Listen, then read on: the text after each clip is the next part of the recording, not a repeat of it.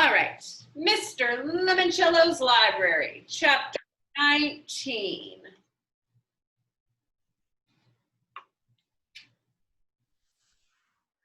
Oh, Mrs. Tobin, Kimmy called out. I need to use my librarian consultation. You sure about this? Said Kyle. That's the beauty of being a team. After we burn through mine, we still have yours. The hologram librarian appeared and advised to Kimmy that Huckleberry Finn by Mark Twain was the book located right beneath the holographic image of Dr. Seuss and Cat in the Hat. After Mrs. Tobin vanished, Kyle and Kimmy used their desktop computer to find the call number for Huckleberry Finn.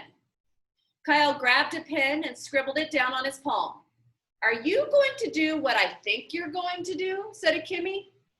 Yep, I'm going to float up there, hoist myself into that nook where the hologram is, reach over to the window and push it open and stick out my hand. Technically, I will have found my way out of the library. Nothing in the rules says anything about how far, keep having to admit people, about how far outside we had to go to win. We could fall.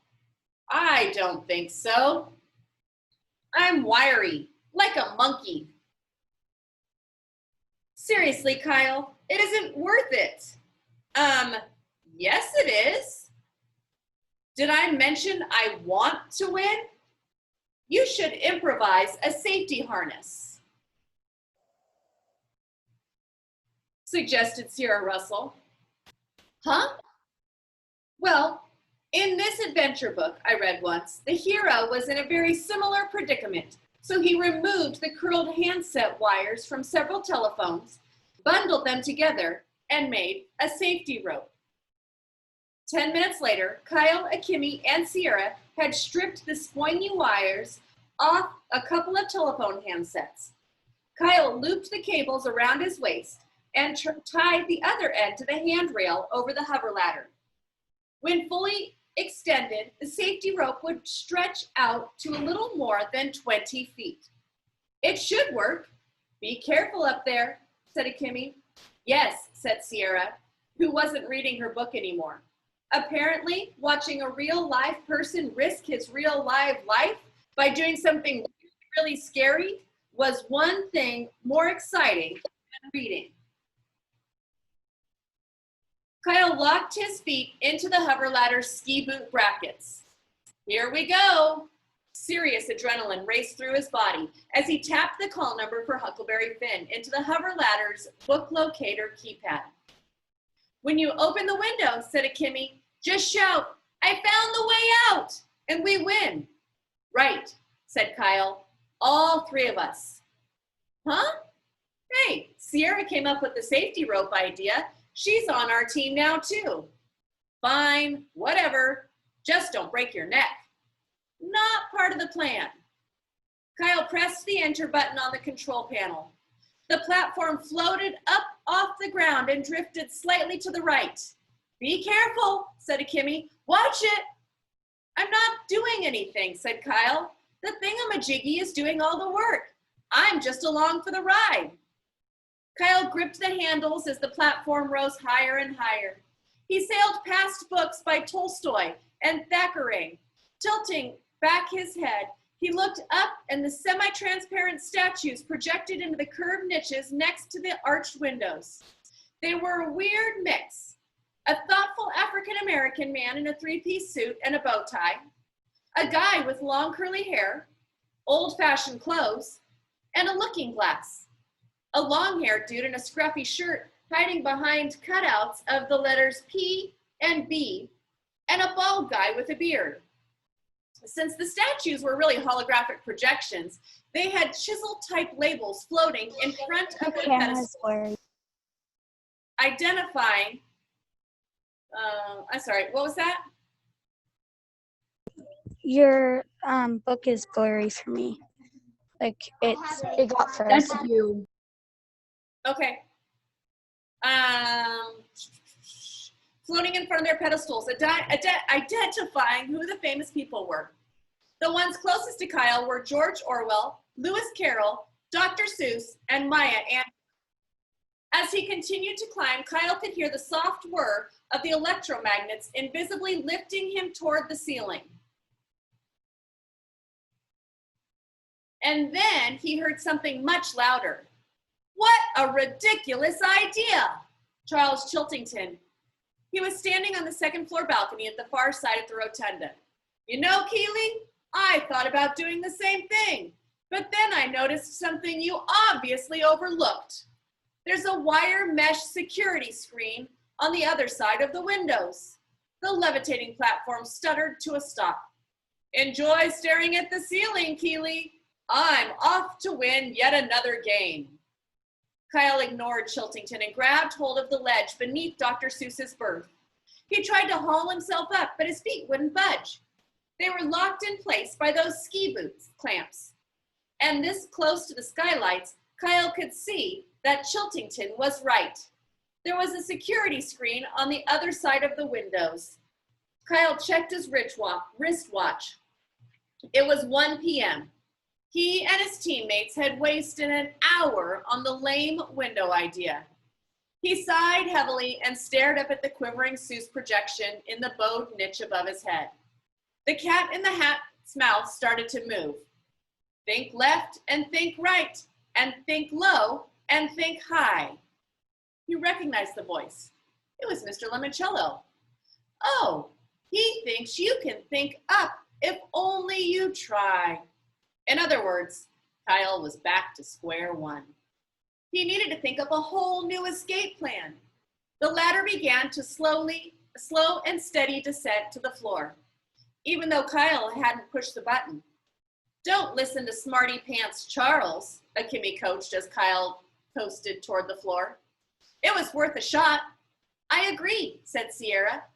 A blood-curdling scream came ringing out up the staircase from the basement. That's Haley, said Akimi. I saw her go downstairs. That's where the stacks are, added Sierra. Come on, said Kyle. She could be in serious trouble. You should never help your competition, Keeley, scoffed Charles as he casually strolled down a spiral staircase.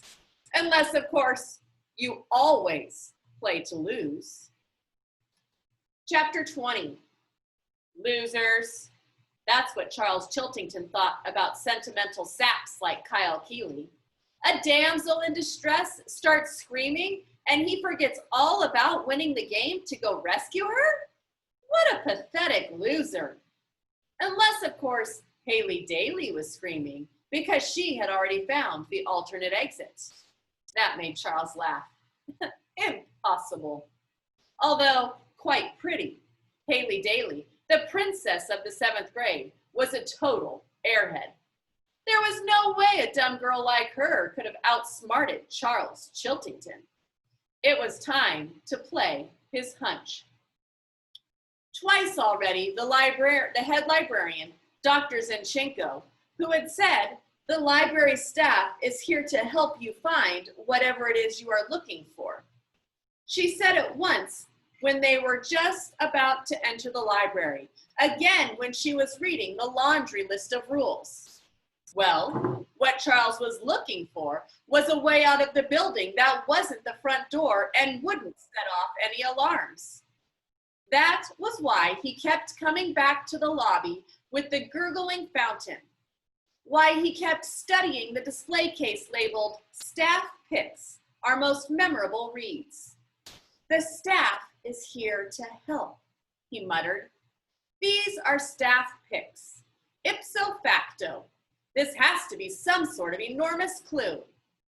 Inside the sealed bookcase, Charles saw 12 book covers, one for each of the 12-year-old players, he wondered.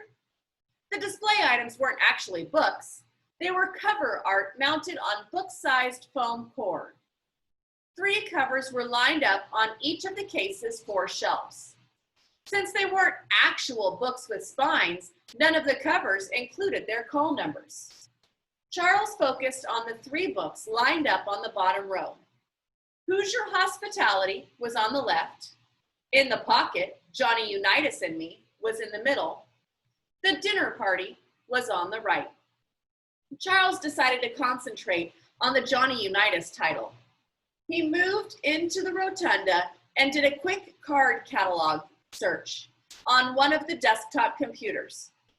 When he typed "in the pocket," a matching cover image popped up, but still no call number. In the spot where the identifier should have been were instead a censor's thick black box with the words ID temporarily removed from the system. Scrolling further down the screen, Charles came across a rather unusual annotation. "You didn't really think we'd make it that easy, did you?" Charles grinned. The computer was telling him he was on the right track. He glanced up from the desk. The children's room was directly in front of him. The book about Johnny Unitas, with its cartoony cover depicting a football player wearing a number 19 jersey and dropping back to launch a pass, would most likely be a children's book. Of course, it was also a sports biography. So would it be shelved with the sports books, biographies, or children's books? Charles went back to the computerized card catalog. He read the book's description. Billy wants to be a great quarterback, like his hero, Johnny Unitas, but his coach is worried he'll get hurt.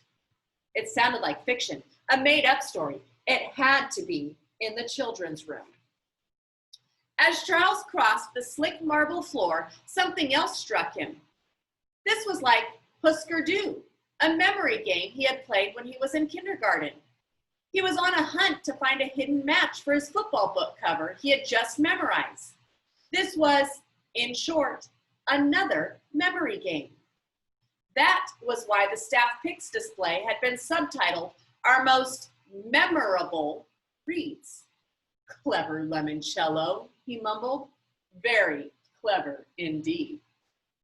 Charles entered the children's department. It didn't take him long to find the book because "In the Pocket" was propped up on a miniature stand on top of a shelf. "Found it," Charles proclaimed. Then, savoring the moment, he picked up the book and read the title out loud. "In the Pocket, Johnny Unitas and Me." All of a sudden, a row of animatronic geese tucked into a corner of the room started honking and singing. "They call him Mr. Touchdown. Yes, they call him Mr. T." The squawking birds startled Charles so much he dropped the book. When he did, a 4x4 card fluttered out from behind its cover. Charles bent down to pick it up. Printed on the card was a black and white silhouette, a quarterback wearing a number 19 jersey, just like Johnny Unitas. He was arching back his arm to throw a pass. Charles grinned. He was definitely on the right track. He tucked the silhouette card into his pocket and hurried back to the lobby to memorize more book covers. We will stop there.